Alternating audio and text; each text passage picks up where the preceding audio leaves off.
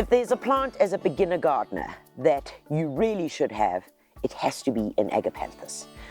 And whether it is this beautiful Zambezi, which is in this cluster that's next to me, or this amazing blue ice, which you can really see why it's called blue ice. It is one of those indigenous plants that are absolute stalwarts in the garden.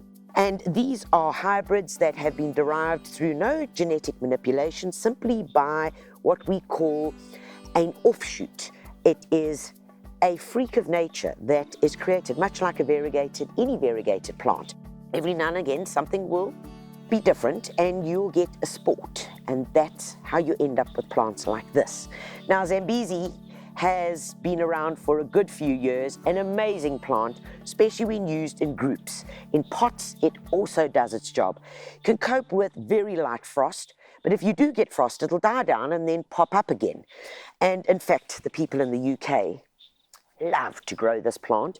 They protect it like it is gold. And it does snow and it still comes back.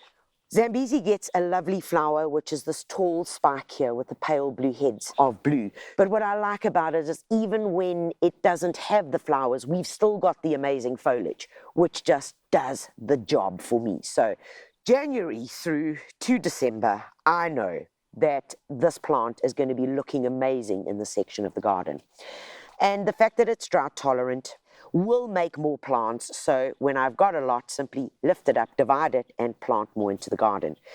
Blue ice is a taller variety, and in mass in a garden bed could get up to, with flower spikes, 1.2 meters in height. Quite spectacular.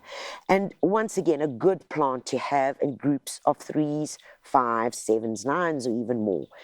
And because you are finding that you've got an indigenous plant with good, thick, fleshy roots, likewise foliage, it's going to stand the test of time in terms of water, very low water requirements, and looking good, absolutely, and giving us that year-round pleasure, especially in those beautiful summer months.